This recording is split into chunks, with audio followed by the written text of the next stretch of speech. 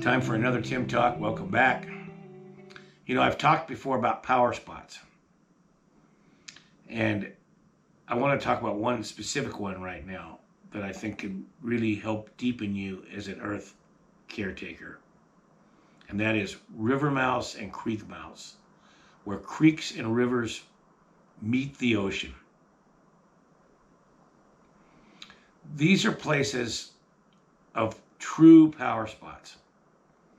You can imagine for a minute, let's take a big river like the Mississippi or up our area, the Klamath River or the Rogue River up in Oregon. I've spent a lot of time at the mouth of the Klamath and the Rogue. Imagine these rivers run out of the high snow mountains, sometimes for hundreds, if not thousands of miles.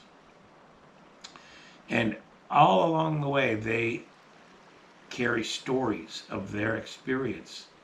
The rivers do.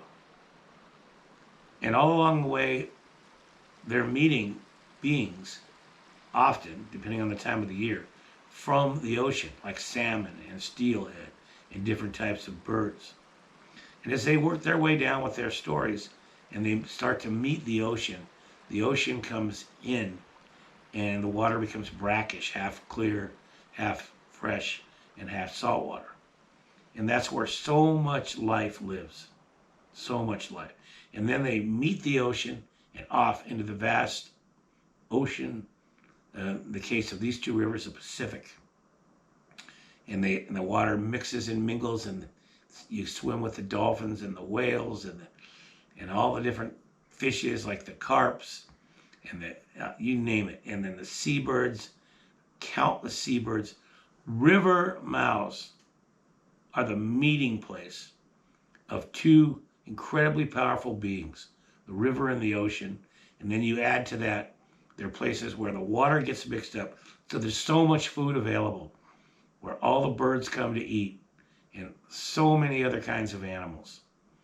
So if you come to a river mouth, first, realize you're going to have to take some time to really study it. And get into it, get into the water, walk along the edge, look at the tracks of the animals that have come out of the water and in, and the ones that have walked along it. See if there's fish in there. Look and find the ospreys that catch the fish and carry them off, or the bald eagles, or look for the golden eagles that come down and eat the rabbits that come down on the beach. And look for the whales and the fishes that live just off the beach and that come along that eat wild animals that have a lot to do with that magical thing called a river mouth. The meeting of two powerful worlds. I love to sleep on river mouths, sleep right near them. I love to sit for hours and just observe. I love to wade, get in it. I want that water on me. So I get my shoes off and I wade. If I can, depending on how cold, I like to swim. I love to photograph river mouths and all the different colors, the sunset. When the sun sets, the light on them. And the waves coming in and meeting the fresh water. I love to photograph that.